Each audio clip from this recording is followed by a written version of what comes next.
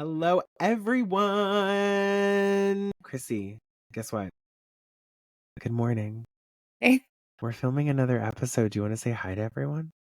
Hi, everybody. This podcast is part of the You Run Podcast Network, where you can find all sorts of fun and exciting podcasts just like ours. You can check them out in the show notes. With that being said, this is Paranormal Misfits Podcast, where the curious roam, the weird feels at home, and horror is just another day in the office. I am Chrissy. And I am the other half of this I'm the bad baby. Oh, God. Why? No, I'm just kidding. And you know what? Chrissy is also the bad baby. And my name is Nino Daniel. No, she lives in Cali. She lives in Cali now? Because I know she's from Florida. She's in the hills, babe. She's from Boynton. Her mom. Anyways, we are getting so derailed because, listen, the amount of ADHD that goes into these episodes, insane. I'm sure a therapist would have a field day with us. But today we are not alone. We are on not. Paranormal Misfits Podcast. And this time it's not with a spirit. We actually have a physical person present. That's crazy. Jasmine, do you want to introduce yourself and say hi to our audience? Hello, I'm Alabama Barker, and I'm here to be. No, I'm joking. And I'm here for my. I'm here to turn on the comments again, and no, joking. Okay. Oh, I'm fucking dead. Thank you for giving us 10 million views just now. Oh, so had to, I must shit myself. I'm not even kidding. Oh my gosh. Well, no, I'm not actually Alabama Barker, believe it or not. I'm Jasmine Kheen. I'm an actress. I'm London-based, originally from Norway, and yeah, I'm here today to talk about my feature film that is coming out, directed by Jamie Langlands, the R.I.P. Man, which is like a slasher film. And yeah, I'm just looking forward to get into it. Yes, awesome. Thank you so Jamie. much, Alabama London Barker. Great. Oh, you're so welcome. Oh my god. Okay, so I got to deep dive on your IMDb, which, by the way, just your education and your skill set alone is so diverse. We're talking dance, we're talking martial arts. You studied psychology. You've got a bachelor's in screen acting along with the bachelor's with psychology and art. So oh my god. How did you do that? I do not have, just to clarify, I don't have a full-on bachelor in art and psychology. Over here in the British school system, we have high school, which is called A-levels. So, and you basically pick normally 3 to 4 subjects, and that's your whole, that's what you're doing for 2 years. Oh my. Only those 3-4 subjects, which is really crazy coming from the Norwegian school system, where you have to have you have to have math and science, and you have to have all of those things. But here was I chose my A-levels based on what could help me with my future and acting and just storytelling and movie making. And so that's where I did my psychology and my art. Very cool. But I do have a bachelor in screen acting though, that I got here in London. So graduated about 2 years ago now. But yeah, I've always been kind of a person who's been dipping in and out of activities, and I think I found a real love for dance specifically, and also I've always had an interest for martial arts and fighting, and I was considering going to the army at one point instead of going to acting school. Oh wow. But then I ended up getting accepted here, and I thought, you know what, just go for that, and then here I am, I guess. Very nice. Okay, I would hate to meet you in a dark alley. You should be scared. I don't know what I'm more scared of, being next door to California and the Alabama bad baby beef being right next to me, or you knowing that you went to just about every school but Hogwarts. That is just insane. I wish. That would have been a really cool add to my CV, but unfortunately, not all British schools are like Hogwarts. I was very disappointed to find out. I would be still waiting for my letter. That's You're still waiting. Right, exactly. I think it's just a mailing error. It's probably just... Chrissy would know about mailing errors given where she lives. Yeah, Nino sent me something last year, and I've never received it. Are you kidding me? No.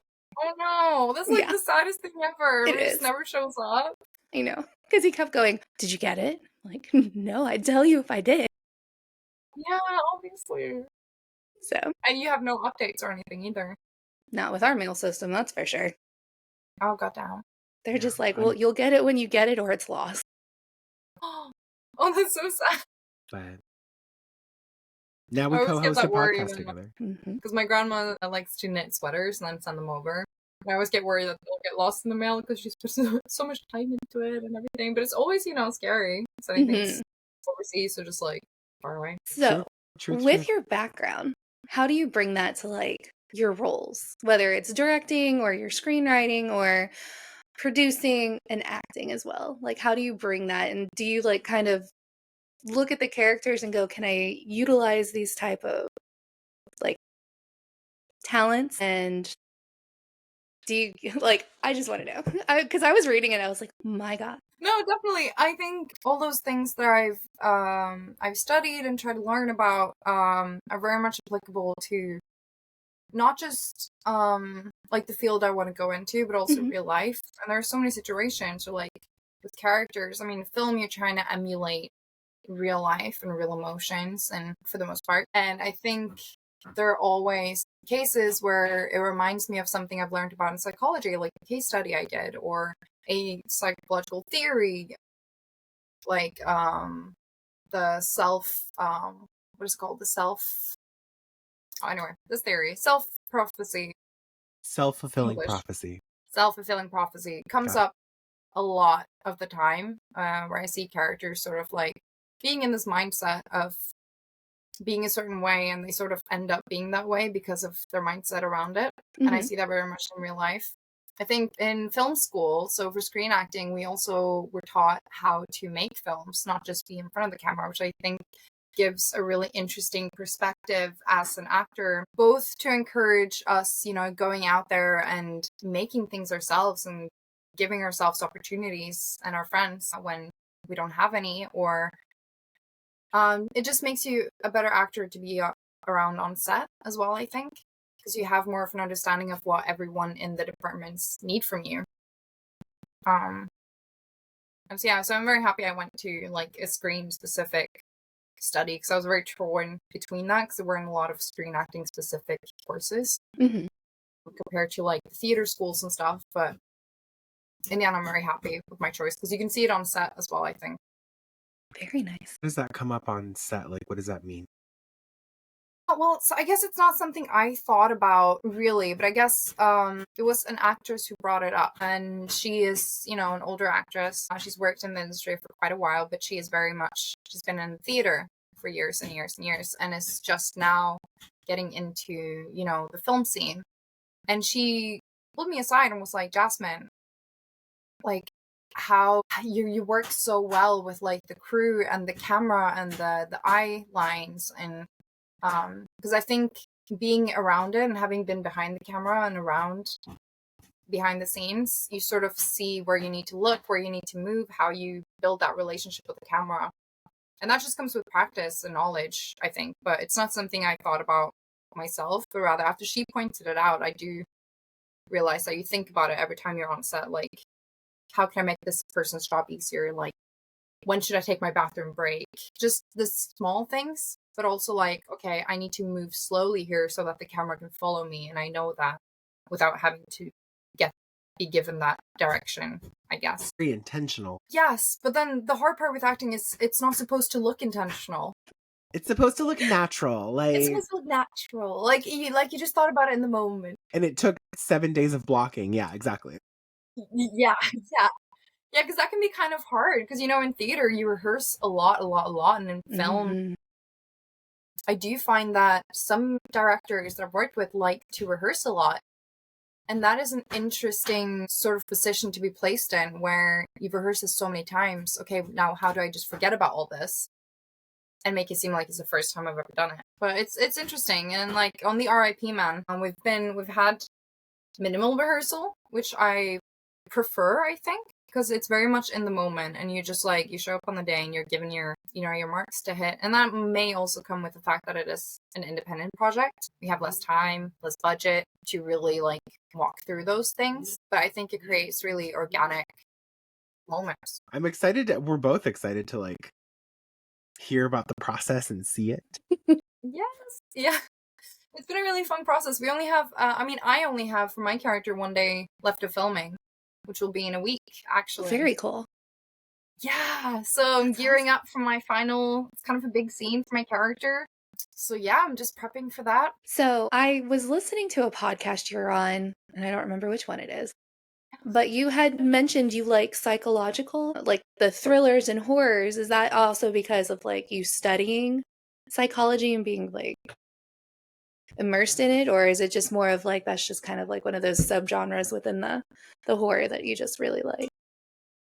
I think I've always been very drawn to horror, and like growing up I haven't had like the easiest childhood either, and I feel like that for a lot of people makes you very drawn to horror because it's sort of like a safe space to explore different types of fears or things that people are going through. And I think there's something so clever about being able to pull off a really well-made psychological horror film like the work of Darren Aronofsky. There's nothing, it can be really fun with action movies and going to space and going to the jungle and doing all those things, and I'd love to work on films like that, but there is something so incredible when, say like Darren Aronofsky, he uses minimal locations, minimal cast, and it's so, the feeling he manages to create within the audience is just so special, and it's impressive how that's done with so little. And I mean, I know a lot goes into it, but like comparing it to like blockbusters or it's very minimalistic in comparison. I love that. I love how you said that it's different ways to like look at the way filmmaking can be done and like draw you in more emotionally. Yeah. And you know, maybe it's also because you're on a podcast where we love horror films all of the time. Which is lovely. I am curious, what are your favorites or I was going to ask you that in the Ghostface voice. No, you beat me to it. Got ahead of you. Damn. Well, I have to. Can I ask you still? You can ask me, but I did ask first, so. Well, thank you for giving me my line before we called action. Sorry, got a bit ahead of myself there. So, Jasmine, what's your favorite scary movie? I mean, my favorite, I do literally have Ghostface staring at me right now as we speak, and he watches over me while we sleep. So Scream is a good contender. Oh, it's a Scream poster. Oh, wow. Okay, that's sick. And then Ghostface behind Chrissy. Oh, yeah. There you go. Oh my God. We're literally, the Kardashians could never, you know what I mean? We're literally on the same wavelength here. Hello.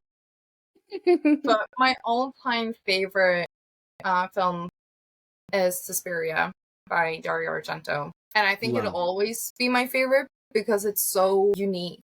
I've never seen anything like it, and it's got the quirkiness, but also the really artistic, well-executed deaths and murders that happens in it. And it's just so beautiful visually, and the soundscape is amazing, like hauntingly unique. Yeah, and I think it's just like a really good combination of quirkiness and sort of the artistic horror element. Very cool. Yeah. Wait, just to confirm, that's like the Mia Goth Shia LaBeouf. She's talking about the original. I have seen the new one as well. The new one is really good. But the 70s version by Dario Argento, the original, is, if you haven't seen it, I definitely recommend. It's completely different. I was scared to watch the new one because I was like, no, you can't recreate this. Why are they doing this? Also a little bit mad that I wasn't in it, but Fair. But they went with something completely new, like a new take on it, and that's why I think it really worked, and I really enjoyed the new version as well. Very good.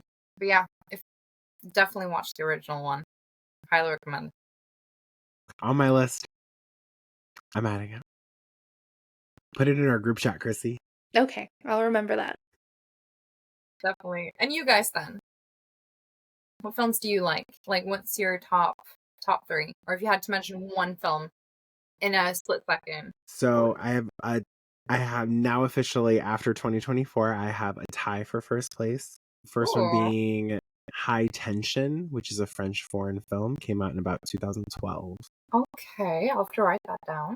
thoroughly enjoyed it because I was not able to call the ending no matter how many times I tried. It's a gore psychological thriller. Ooh. It is just like, here I was, I'm like 21 years old watching this. I'm like, this is the tits. Like, this movie is amazing. And then after last year, tied for first place is The Substance.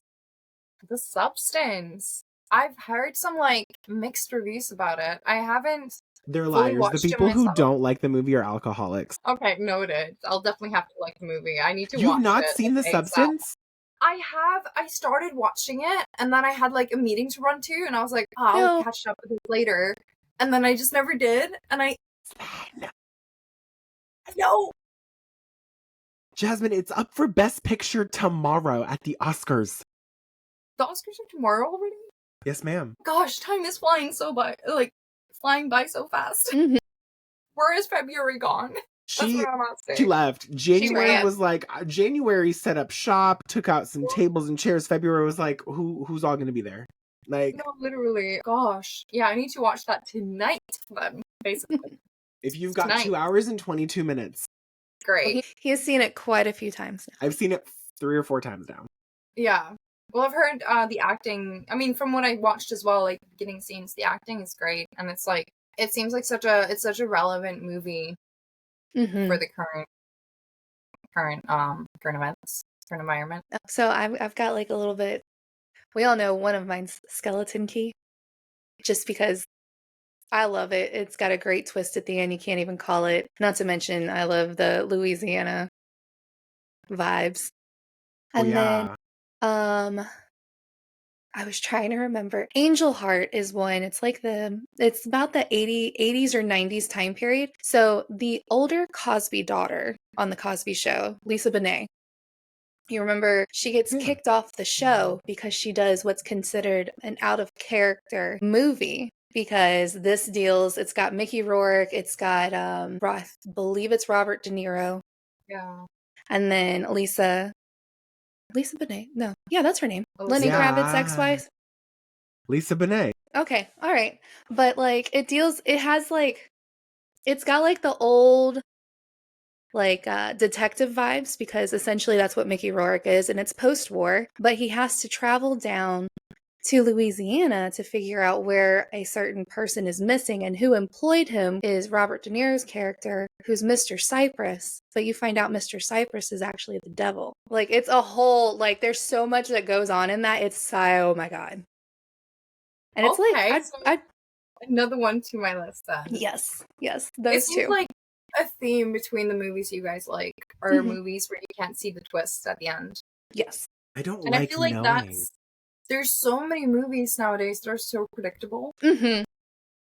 Because it's almost like, I guess, like, maybe distributors or people making those films are, like, scared that the audience won't catch it if you don't over-explain. And that's something I ran into film school as well. Sometimes I wanted to leave the ending sort of open-ended. Like, you don't need to say too much, because everything that's needed to be said is already said. And you don't need an extra 10-minute ending to be like, yeah, la-di-da-di-da, this is what happens after.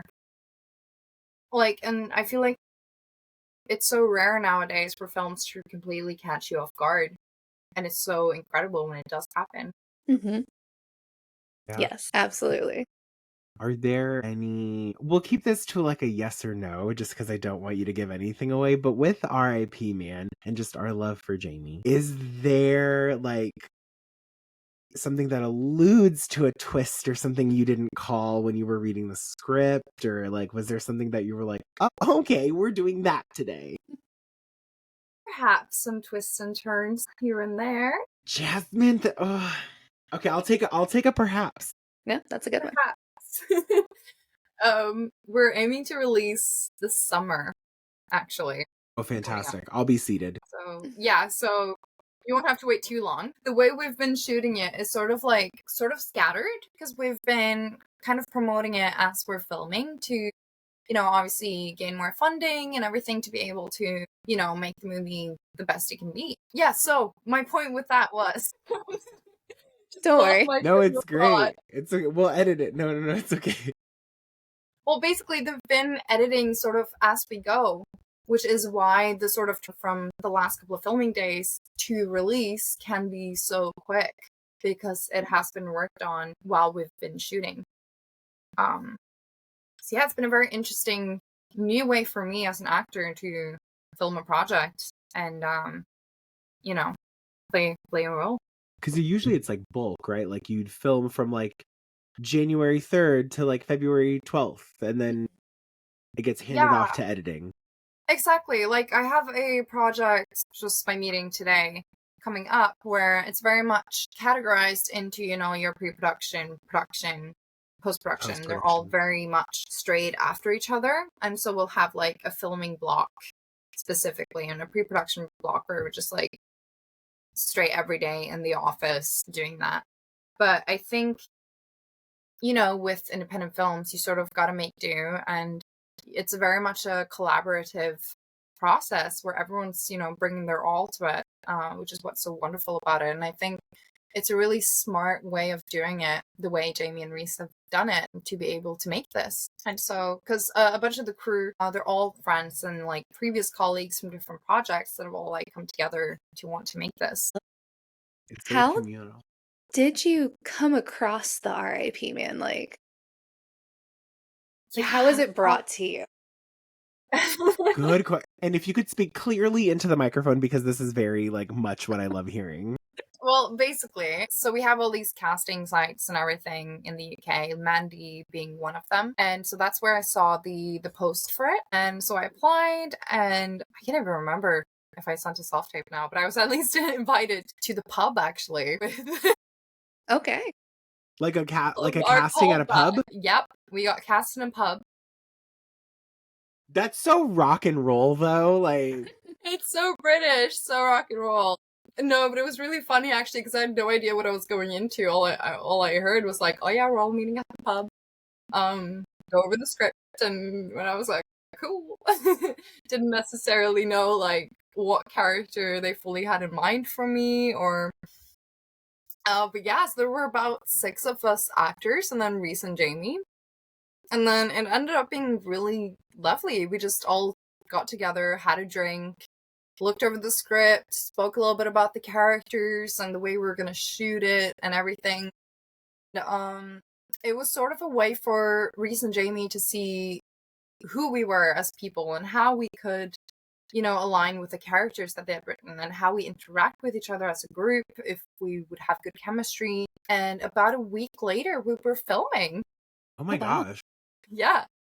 So that was our first filming day, sort of about a week later of being cast. And I think the casting process really did help with the chemistry. I was about to say, like, meeting in like I was about to say meeting in a pub's kind of like one of those neutral ground kind of things where it helps you get rid of like the jitters and the weird like professionalism that sometimes people they hide behind it a lot or freak out about it. So like to have like that organic like way to just converse with everybody. Oh, 100%. Yeah, because I feel like, and even Jamie said it himself, callbacks can be a little bit awkward, and you're not always able to bring your best self, I guess, and that's what you want to do. But sometimes there are a lot of nerves surrounding it, and you're maybe waiting for the other people to be done for like ages in the hallway, and you're building up to this moment. You go into the room, and you have your one shot. And sometimes you don't always hit your mark on that. And it's like, but you can still be great for the role and great. But yeah, no, it's so nerve-wracking going to callbacks. Was there a lot of callbacks for this, or was it that was it. Very streamlined. Okay. Yeah.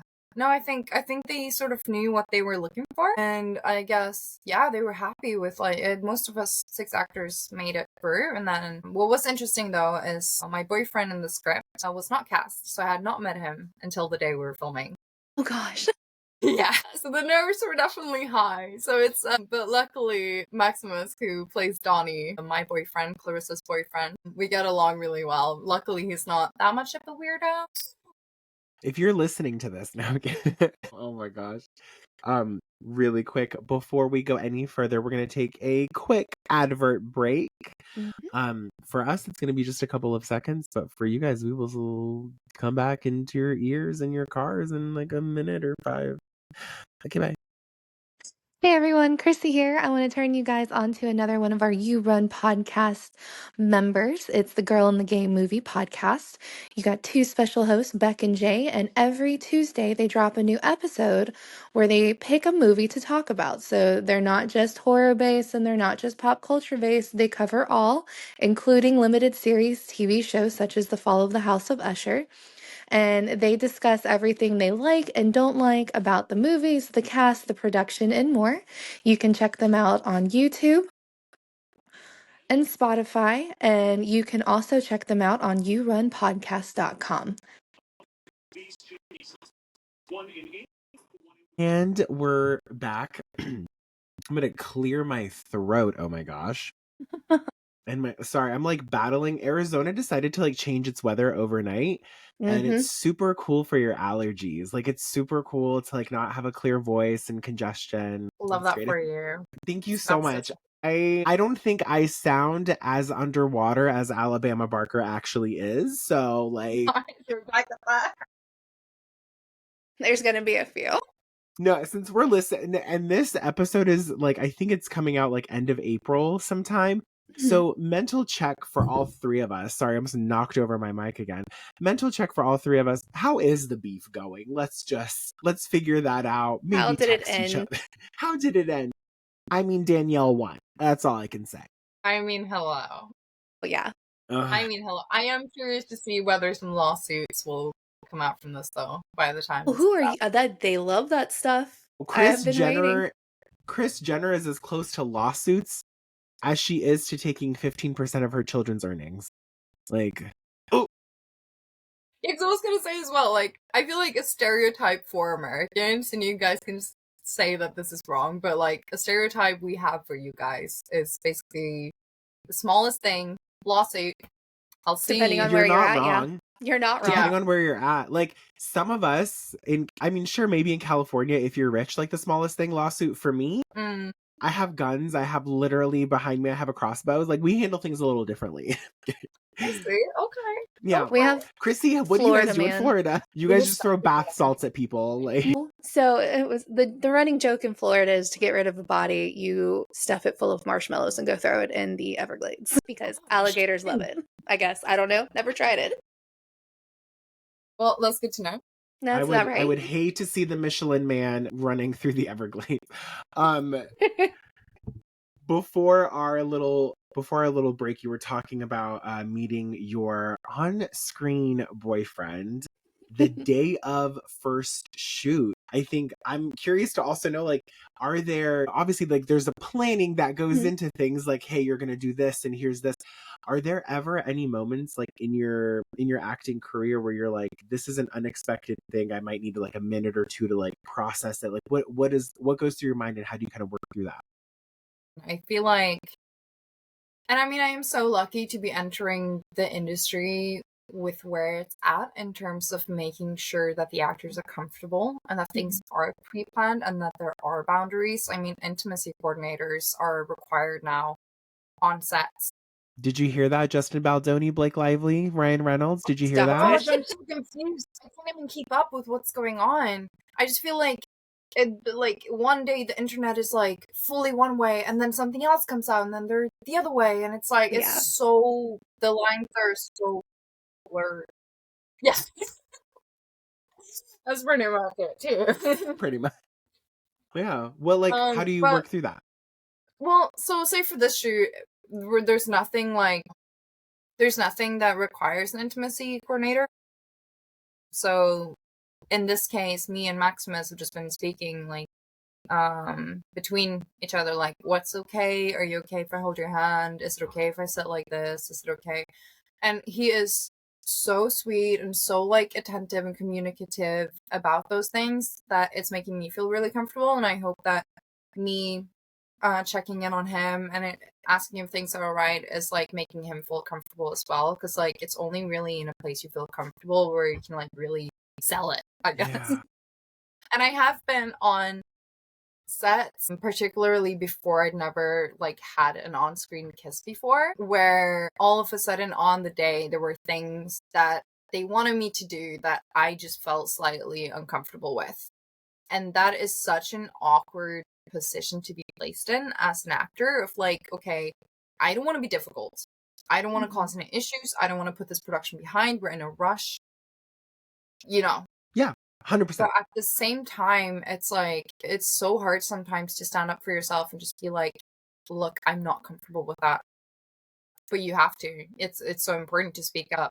But I think that's one of the reasons like why so many people come out so much later about their stories about feeling uncomfortable, because in the moment you don't want to interrupt or you don't want to disturb the production, and you want to be easy to work with and like hire again, so it's like you may not say anything, or you might not feel in a supportive environment where you can. Now luckily it wasn't a big production that it was in, and I knew some of them were my friends, and I could be like, hey, look, this and this I'm not very comfortable with, can we sort this out? But even that, in that environment where I would normally feel very comfortable, even that is like, it's an uncomfortable thing to bring up, and I think it's just something you have to work through as you encounter it, and also like think about beforehand, how would I feel, what would I do, what should I do if I encounter those situations where I feel a little bit uncomfortable and feel like, maybe I don't want this as a digital footprint, you know? So it's important. No, it's... And I guess as well, like one way to do it is like maybe reach out to your agent and have them negotiate. But yeah, most of the jobs I've sort of gotten through myself. So it's like, then you're just stood there sort of alone, I guess it feels, to like sort of handle it and navigate the situation, especially if you've never been in it before. Like, how do you navigate that? That's an interesting, yeah. It's like a... But on the R.I.P Man, I felt very comfortable. And also since then, you know, I've been more like aware of what I'm comfortable with and what I'm not comfortable with, and I think that's so important, both for the production to be able to make sure that you're comfortable. Because if you don't know, they're not going to know. They're not going to. And if you don't communicate, they're not going to know or be able to do anything with it. And so yeah, but I haven't had to do anything saucy in my career so far. So I'm sure I have more learning and like more exploring there to do when that comes to light of day. But I have been around people who have been directed by intimacy coordinators and on set and see how they work with the actors, and it's all very much safe, you know. Thank you for sharing that. Yeah. So with the R.I.P. Man, since we know it's a slasher horror and you've got that background in martial arts basically, have you got to use that skill set in this movie? Oh yeah. Have you? Ooh. I mean, the thing is, I don't want to say too much. I don't want to say too much about what happened, but I feel like for my character in particular, I have not maybe used very much of those skill sets. Okay. Yeah, at least. I mean, we'll see what happens on my next and last shooting day. But dun dun dun. So far, we've shot pretty, you know, like calm scenes. A lot of, you know, reacting to what's happening, because obviously I'm a part of this friend group, and our friend group is getting taken out one by one by this killer that we have no idea who is, and he's ripping out their teeth, and it's obviously quite traumatic to deal with, your friends being brutally taken out. And so a lot of the scenes we've shot so far for my character have been, you know, how she's emotionally reacting to this and her environment. Okay. And I think it's been quite interesting, because I feel like Clarissa's a very almost stoic character. She's a very hard worker, but she's also very much like a nurturer in a sense. And I feel like a lot of the time she feels like she can't really show her emotion because she has to be the strong one and take care of people. This situation really does crack her, I'd say. Maybe it sounds like there is some mental, like, martial arts ninja-ing to do. Oof, you could say that. I mean, the film covers, you know, topics of revenge and abandonment, and also touches on, you know, the failing healthcare system or the Wow. healthcare crisis that is currently going on. Because I know it's a thing in America, but I feel like with the UK, what the previous government has been doing, they have wanted to privatize healthcare over here, which is why, in my opinion, they've given less funding to the healthcare system, and so now it's barely functioning, and people can't actually access the quote unquote free healthcare that we have here. And I have had personal experiences with that where I've just been told to, I'll go to A&E, and then you sit there for 6 hours and barely get looked at because they don't have the like the bandwidth, the manpower, the funding, the hours, the staff. Like they don't have enough to be able to do the job, and so that's really impacting a lot of people who are just not getting the help they need, and can cause some issues. Mm-hmm. Absolutely. She and I are like, actually, I've had a few jobs in a hospital. I've seen it. Yeah, I can imagine. And it's such a tough job. It is. And then when you don't have the resources to do your job and people are blaming you, that's so unfair. Mm-hmm. You're caught in the middle.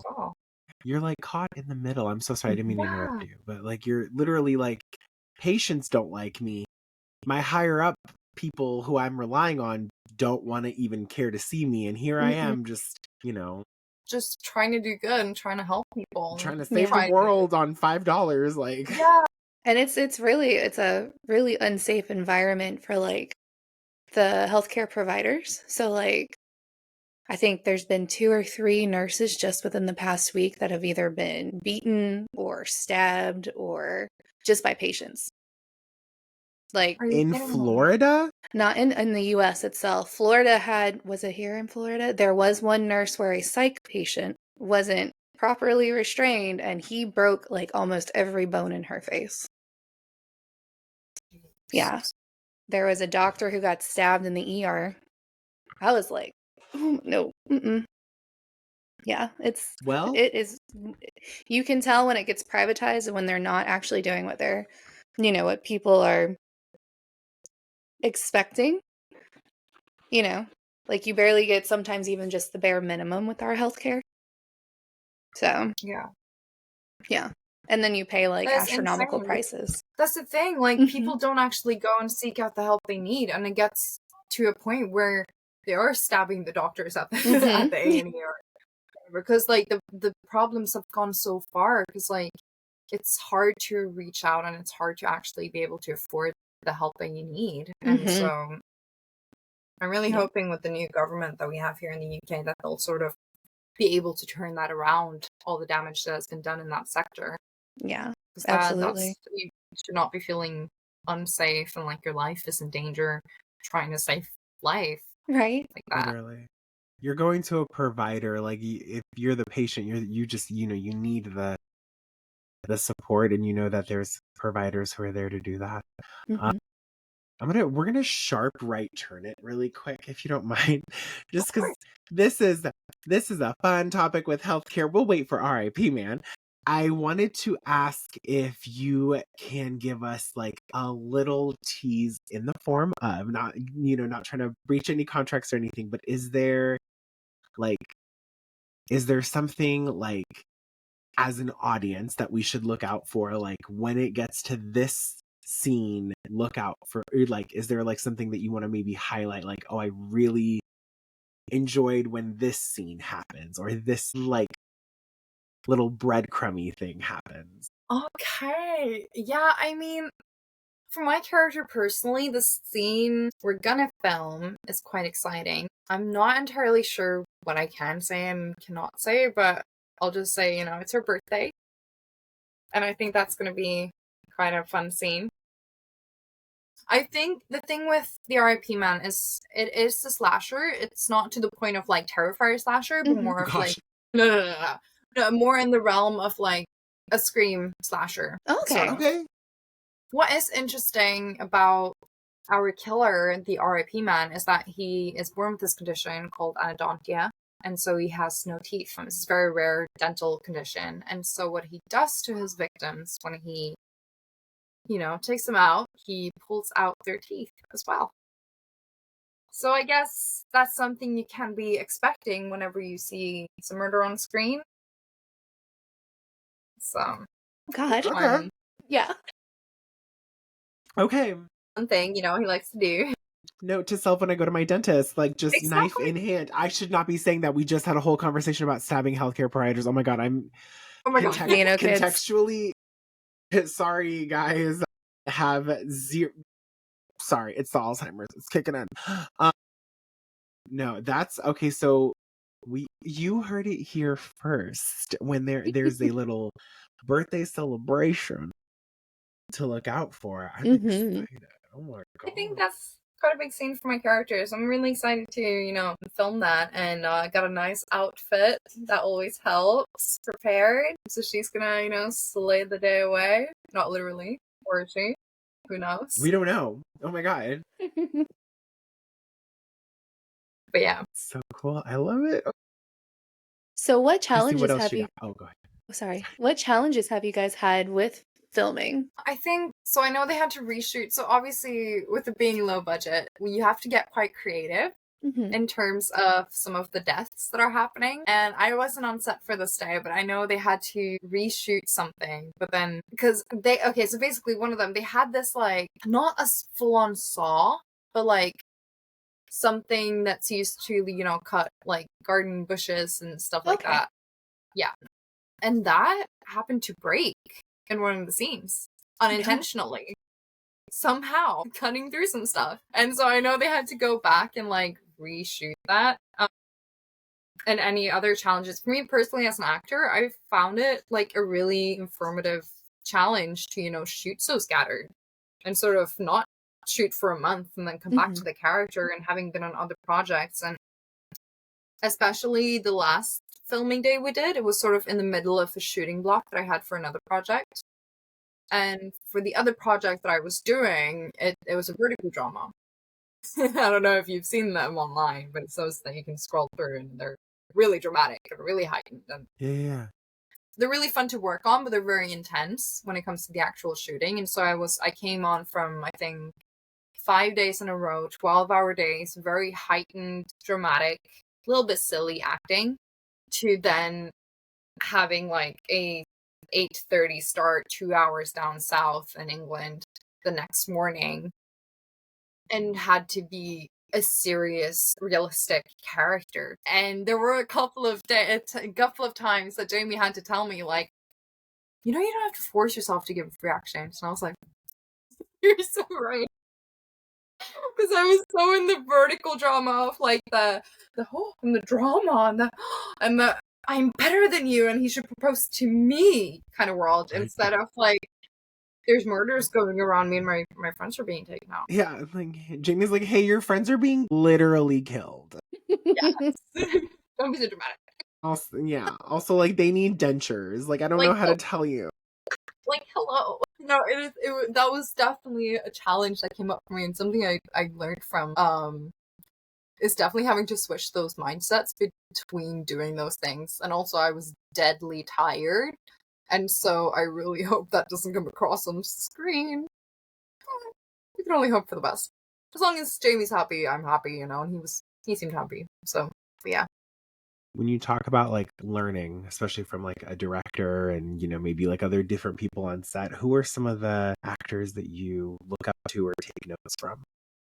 See, I really, and this is maybe basic, but I really love Jennifer Lawrence. Yeah, I think she has such great range, and she's so like commercially, how do you say, like commercially attractive, but also completely herself. And I feel like she has such a good balance in that, of being unique and also being very, widely loved. And she can do so many different genres and so many different fun projects. Another actor I think is absolutely amazing is Jessica Chastain. Yes. Put her in any scene with any actor. It does not matter like who her partner is, what the circumstances are. She elevates the scene to the max. She is incredible. She played older Beverly in It Part 2. Oh, was she right? in It Part 2? Was that me?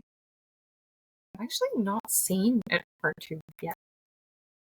Jasmine, don't feel bad. I the haven't way either. I'm going to DM you, like, I'm going to literally just send you a list of things and be like, book report due on, like, Tuesday. Like, please, I get so overwhelmed with so many things I need to see, and then I'm like, yes. where do I start? And then I end up watching Love is Blind. I'm like, I'm supposed to do all 12 of these things, but hold on. Yeah, Jessica Chastain. Yep. Yes, her. She played older Beverly. Okay. In It Part 2. Yep. I think another one I really like is Sadie Sink. I think from Stranger Things and The Whale. I think she's doing a lot of parts that I'd love to do. Isn't she also doing Odessa? Odessa? Isn't there a movie coming out? Maybe that's just me. That's the film. No, it might be. It does sound familiar, but maybe we're both crazy. Yeah, Sadie Sink. It's like, it has to do with like a rock band thing. Anyways, we're getting welcome to the ADHD portion of Paranormal Misfits. Yeah. But I've noticed you are also calling out a lot of like redheads. Ooh, I guess I am. Yeah, that's I've not even thought about that. I mean, one I typically also mention is Anna Taylor-Joy, because I really just love her vibe. She's not a redhead, is she? She's not a redhead, but she's like it's a fetish or something. But she's the second blonde. She's the second blonde you called out. Oh, that's true. I guess actors I really like to watch and look up to. I do look at people who are not similar to how I look at all, but I feel like with them, I guess it's because I've looked at roles that I could play or want to play, I guess, would want to play one day. And I've seen them being cast in those certain things. And then I'm like, okay, well, that's similar to my casting type. So that is definitely interesting. Yeah, I've never even thought about that. Me, I'm like using my little psych degree. I'm like, yeah. I guess we do look to people we can like not see ourselves in, but like see ourselves in. Yeah. No, that makes I'm not comparing myself to their greatness, but it's like what they portray, you can see yourself doing. Yeah, or want to, you know? Or want to. Yeah. Yeah. No, but there are so many incredible actors out there that are so inspirational. It's a good group. So, do you have any advice to those who want to study or get into film industry? Yeah, I think just do it, I guess. I think no, because it can be really scary, because where do I start? What do I do? The thing is, you don't even need to go to film school. What it gave me was a lot of knowledge, because I hadn't really done that much growing up, and I didn't really know where to start, or I didn't really have confidence at all. I was very insecure. I had a lot of, social anxiety, and so for me, going to film school broke me out of that, and it gave me a lot of confidence to be able to pursue it. But if you're not a nervous wreck like I was, you can literally just get started, get your headshots done, apply to short films, build your portfolio, reach out to agents with your material, and just write, create your own stuff. I think it's so important to be able to, make your own content nowadays, and just go for it and work really hard, because there's so many other people out there trying in any career, really. But if you just go that little extra mile, it doesn't go unnoticed, and that's how you get anywhere in life, in any career or any field, is just do the extra little bit that other people aren't doing, I think, in terms of workload and practicing and developing your skills, and don't give up. I love that. Okay, so once we finish, I'm gonna cry. Speaking of skills, are you adding more to your skill set? I am. I'm trying. So I have so many languages I want to learn, with like Russian and Japanese, and let's go. I lived in Spain for a little bit and feel like I should be speaking Spanish fluently.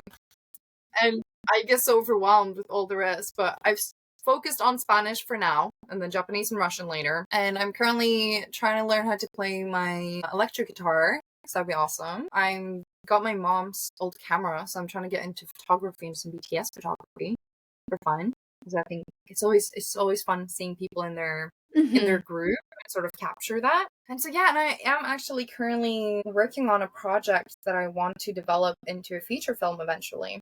So I'm just working on developing the story for that, and that's going to be a psychological thriller incorporating some murder and some, you know, some Norwegian culture. Let's go. Show where I'm from. And yeah, so I'm just working on developing that. That's amazing.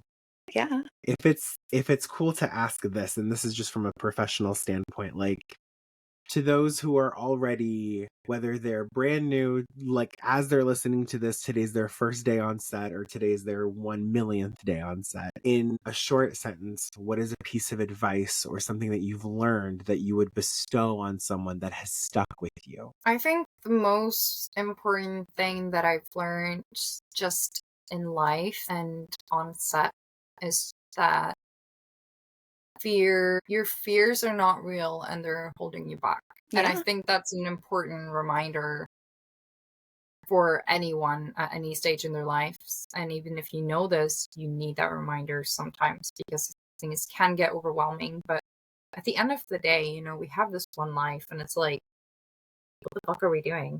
Sorry, I don't know if I can curse, but like... You can cuss, girl, please. Great. Like... No, but it's like, you have this one shot at life, so why waste it? Why just, you know, why hold yourself back when you can go out there and you can fail? And that's fine. Do something else then. If you fail and you don't want to keep trying again, like, fuck it. Literally. Yeah. So I think that's the biggest life lesson I've had to learn and still am learning regularly and encountering again and again and again. Thank you for sharing that. Yes, that was great. Nina, do you have anything else? I mean, I'm just waiting to cuddle back up into bed, cry a little bit after the advice I've given, doom scroll about Bad Baby and Alabama Barker. Yeah. All right, back into it.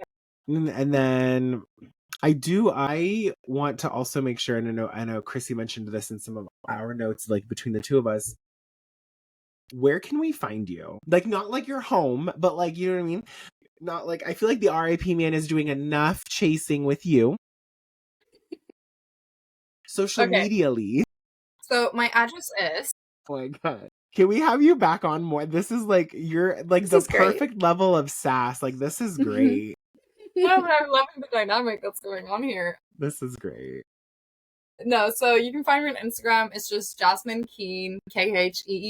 I have a YouTube channel where I've posted like some my show reel and just some like short acting exercises that I did with my friends. And then obviously IMDb, but those are probably the spaces I am on the most, and I probably update my Instagram the most in terms of updates of what I'm doing and what I'm working at, and yeah. So if you're interested, that's probably the place to check. And not her house, y'all. Don't. Not my house. She is a trained martial artist who is working on a movie about a man trying to de-teeth her. And she ain't gonna take your shit. She's not afraid. You heard it here first. Fear is real. I mean, if you do want an elbow in the face, you that's can show right. up, Say that. Tell him. She's like, I'm not opposed to. You know, I need to get my practice in. I haven't been in a while. So. Sometimes that real world application could come in handy. You know what I mean? Yeah, 100%. Oh my gosh. Anything you want to add, Chrissy? No, but I do want to say thank you so much for coming on. This has been amazing, and we cannot wait to see the R.I.P. Man when it drops. Thank you so much for having me on. It's been great, guys. This has been so nice. I know sometimes like throughout our show, we do like shout outs for our family or friends. Do you have any shout outs of any people in your life you want to say hi to or thanks to? Ooh, well, I want to thank my grandma. Britt, hello. She's in Norway. She's coming to visit me soon. Just helping me move. My mom, my little brother, Christopher. He's like 11. He's a tiny one. Goodness. And like the cutest little thing ever. My best friends, Inga, Christina. I could go on. So many lovely people in my life. But yeah, shout out to all of them. How yeah. Chrissy, any shout outs? Oh, and shout out to Alabama Barker. Just gonna need some. Shout out to Bad Baby who is throat stepping. Like, see, she doesn't need another shout out. She's good, but Alabama Barker, bless her. Yeah, Alabama Barker. If you're listening to this, girl, is you good? You good? Are you doing all right? No, I can't wait to see what this Alabama, have you moved to Alabama? Like, let's... No. Hope they figure it out. Yeah, I hope they figure it out. Chrissy, any shout outs you want to give? Honestly, no, I can't think of any. I've been not on my game on that one. Well, skeleton in the back. The skeleton in the back. Shout out to my son, named him Cookie. I don't know why. Cookie the skeleton. Cookie the skeleton. How about you, Nino? Shout out to my main man, Jesus. Living this life is great. It's also the first day of Ramadan, so we are... we're in it today. We're in it today. But I mean, yeah, shout out to my friends, my husband, my sister, and Jasmine. Like, truly thank you for coming on and just being so fun to volley with, but also dropping literal gems. Like little wisdom nuggets that we love. So thank you. Yes. Oh, thank you again so much for having me on. And yeah, I was trying to say something smart at the end there, and then my brain just stopped. That's okay. So never mind. Nothing more philosophical or smart to say. That was it. No abacus, no nothing. Just nothing. That was it. Thank you. Love it. Well, thank you all so much for tuning in to another episode of Paranormal Misfits Podcast. It has been such a joy, but guess what? We're done, and that means you have to go and listen. Since you are gonna leave, you might as well creep out. Bye.